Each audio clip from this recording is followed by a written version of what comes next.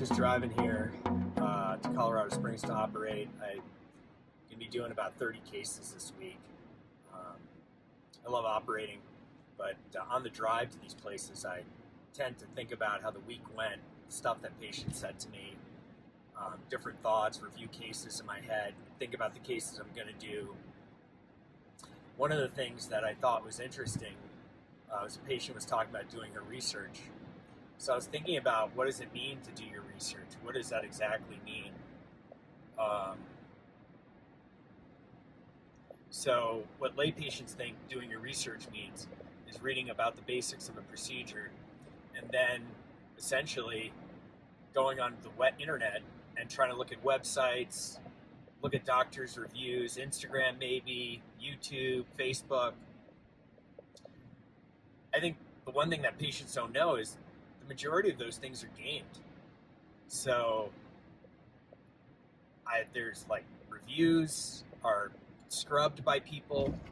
There are services. I get solicitations every day in my inbox. There's 10 solicitations to make my Instagram get more followers, or reviews to get rid of any bad reviews that I might have, and they figured out some solution for that, or optimize my website to get all the search engine terms like the best it could be. So a patient looking at somebody's reviews, Instagram, YouTube, Facebook, they're going to get a skewed sort of representation because a lot of it's going to be gamed.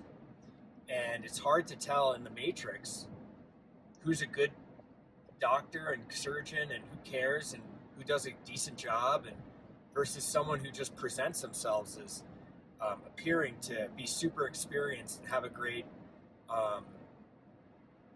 hands. It's tough.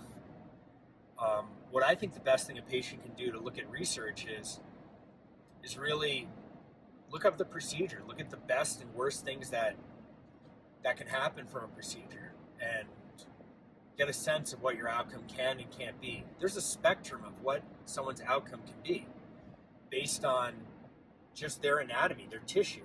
So every patient can have a fair, good, or awesome outcome. You're only seeing on the internet, for the most part, on most people's before and afters, the awesome. You're not even seeing great or fair. So as a result, it's a skewed perspective of what can potentially happen. And so for you as the patient or consumer, you need to get a good sense of, if I'm buying a Tesla, what is the positive and negative of this Tesla? And will I like it or not? And so that way you can determine if you're ready to do that sort of thing. So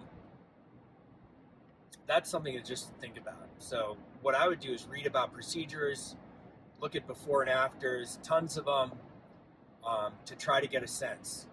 I found that I used to be on the sort of blepharoplasty eyelid Facebook pages. That again is another dumpster fire out there, because you get people who have extreme opinions about things based on their personal experience, like all blepharoplasty is terrible or all blepharoplasty is awesome. And so just keep that in mind. And so I think the best thing is that patients have tempered expectations. They have a very concrete idea of what they want improved. That way they can present to their doctor and say, hey, I want this to get better. I want this loose skin or puffiness to be improved. And that way they can end up in the happiest position possible. I'm Chris Theogaraja. Hopefully that was helpful. Just some thoughts here driving on I-25 in Colorado. See ya.